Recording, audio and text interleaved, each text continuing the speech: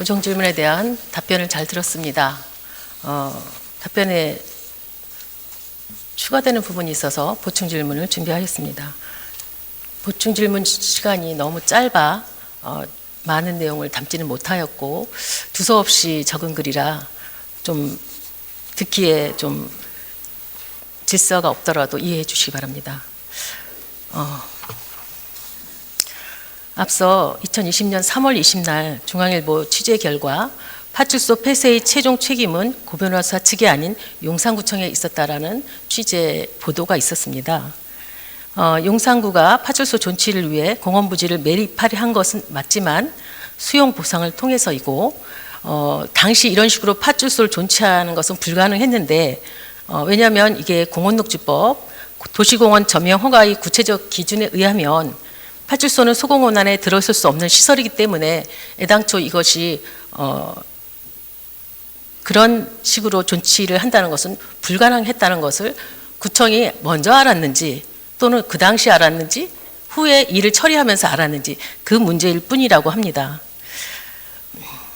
당시 용산구는 고 변호사 측 부동산에 대한 수용 보상 절차를 밟고 있던 도중에 뒤늦게 알았다고 합니다. 그리고 그 개발하도록 하는 일은 왜 채택하지 않았는지에 대한 기자의 질문에 개발을 허용하면 주민을 위한 공원이 사라지기 때문이라고 답변을 하셨답니다. 그러나 여기에서 간과한 것이 있습니다. 주민을 위한 파출소가 없어진다는 그런 사실은 놓치셨습니다. 네. 앞서 본 의원은 2020년 6월 말일자로 실효되는 한남 근린공원에 대한 실시 계획을 위한 재원을 마련하라는 내용의 5분 발언을 한 적이 있습니다. 한남 근린공원은 1940년에 최초로 도시계획 시설로 결정된 이래 미군이 사용해 오다. 이 부지 또한 2014년 민간기업인 부영개발에 매각되어 이거는 인천공원하고 한남공원하고 당시 네, 보충 질문에 대해서만 말씀하세요. 당시 의사의 반은 내니까 이야기한 거 아닙니까? 예를 들어서가 아닌데 예를 들어서 거기는 들지 마시고 인천공원에 대해서. 본 의원이 2019년 12월 17일 이 한남 근린공원 관련해서 장기 미집행 도시계획시설 재원 마련을 촉구하라는 발언을 한 것이 있어서 본 의원의 발언을 발췌한 것입니다. 네. 한남 근린공원은 이 부지 또한 2014년도에 민간기업인 부영개발에 약 1200억인지 1450억에 매각되어 지금은 3400억 또는 3800억이라는 금액으로 보상되어야 한다고 하는데 이 부지에 대해서는 아무런 행정 절차를 하지 않아 이 거대한 28,000제곱미터에 대한 공원이 실효될 위기에 처해 있습니다. 2018년 10월 용산구 의회에서는 이미 한남 근린공원 조성 촉구 결의문을 채택하여 국회 및 전국 지자체에 송부한 바 있으며 용산구 의원들의 이러한 도시공원 지키기 노력에도 불구하고 당시 2019년도 사업 예산에 한 푼도 책정해 놓지 않아 이 거대한 근린공원이 민간기업인 부영개발이 개발할 수 있게 되고 구에서는 여기서는 기부 체납을 받으면 된다고 하고 꿈나무 소공원에서는 기부 체납을 받지 않으려고 하는 그런 상반된 의견을 내놓고 있는 것이 사실입니다. 본 의원도 이 특정 기업에 이익을 주는 용산구의 행정 처리가 되는지 심히 우려스럽습니다.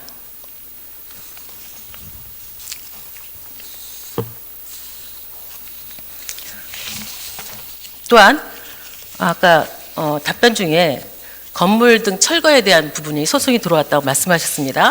이 부분은 본 의원이 판결문을 갖고 있는데 여기에 나온 부분을 좀 인용하도록 하겠습니다. 본 의원은 고승덕 변호사의 대리인이 아닙니다. 이 판결문에 의거해서 이 소장을 보고 말씀드릴 겁니다. 2018년 11월 29일 판결에 보면 건물 등 철거에 있습니다. 이 건물까지 사들였다는 말씀을 하셨는데 제가 왜 그분의 대변인이 돼야 합니까? 본 의원은 용산구민의 대변인으로서 그 부분에 대해서 이 파출소 존치를 위해서 여러 가지 공부를 한 것입니다. 이 사건 토지의 소유권은 83년부터 공무원 연금관리공단에 승계되었고 이 관수법상의 법정 지상권을 취득하였습니다. 이 관수법상의 법정 지상권에 관해서는 특별한 사정이 없는 한 민법의 지상권에 관한 규정이 준용되므로 이 존속기간은 30년이다. 이 관수법상 법정 지상권은 83년부터 이미 30년이 소멸되었고 특별한 사정이 없는 한 이 사건 토지 소유자인 원고에게 이 사건 건물 부지를 인도할 의무가 있다고 적혀 있습니다. 또한 이 원고가 지상권의 갱신을 원하지 아니함이 분명하고 이 사건 건물에 대한 지상물 매수 청구권을 행사한다는 피고의 의사표시가 기재된 이 사건 답변서가 이미 원고에게 송달되었음이 명백히 기록으로 남아있다고 되어 있고요. 2017년 9월부로 이 사건 건물에 관해서 매매계약이 성립되었습니다. 따라서 피고는 특별한 사정이 없는 한 원고인 유한에서 마켓데이에 이 사건 건물에 대한 소유권 이전 등의 절차를 이행하고 이 사건 건물을 인도할 의무가 있고 그래서 피고와 원고는 이 사건에 대해서 매매계약을 체결한다는 그런 내용입니다. 피고 및 피고 보조 참가인인 용산구청 측의 주장에 대해서는 이 사건 건물 부지의 인도 청구가 권리남용이라고 주장을 했던 것 같습니다. 거기에는 이 원고인 유한에서 마켓데이가 원고 소유의 서울 용산구 이촌동 꿈나무 소공원을 이촌 소공원을 피고 보조 참가인에게 기부하고 이 사건 토지인 꿈나무 소공원을 사용하라고 제안했으나 피고 보조 참가인인 용산구청이 이를 거부했습니다. 그리고 또 원고가 1심에서 이 사건 건물 부지 매도를 제의했습니다. 꿈나무 소공원을 사가라고 했는데 피고인 국가경찰과 피고 보조 참가인인 용산구청이 이를 매수할 자금이 부족하여 이를 거부했다고 합니다. 또 원고가 대안으로 제시한 이 사건 토지에 건물을 신축하고 일부를 파출소에 기부 체납하는 것에 대해서도 피고 측이 이를 거부했습니다.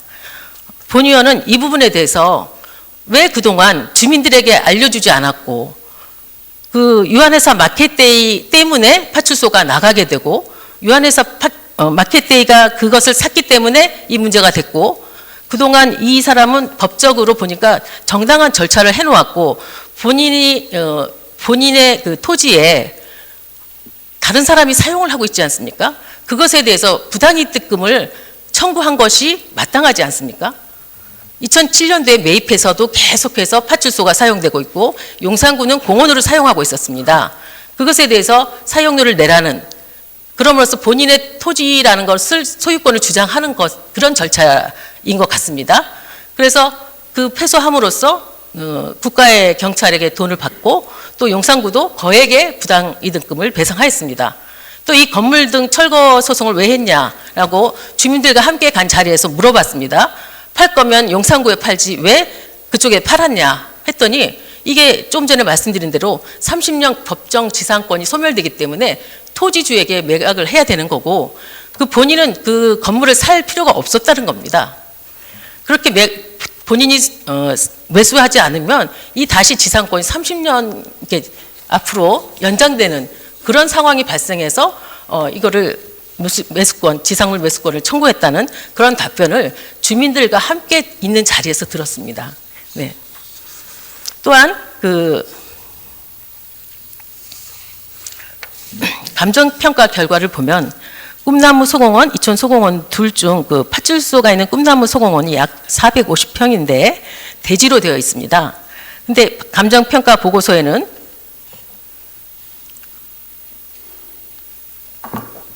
꿈나무 소공원이 지목 대지로 되어 있는 것을 개별 공시지가를 제곱미터당 209만 원으로 산정해 놓았는데 이 평당가로 보면 약 650만 원 정도입니다. 공시지가 3배로 하더라도 1,800만 원, 약 2천만 원이 안 되게 평가되어 있는데 이게 이촌 1동 동부이촌동에서 평당 2천만 원에 땅을 살 수 있는 금액은 없습니다. 그런 곳은 아무 데도 없습니다. 따라서 앞으로 저희가 보상을 할 경우에 보상을 할 경우 관련법에 따라 적당한 그 감정평가를 세워야 되고 거기에 따라서 세 군데의 감정평가를 받아서 거기에 평균가로 보상을 하게 됩니다. 이상입니다.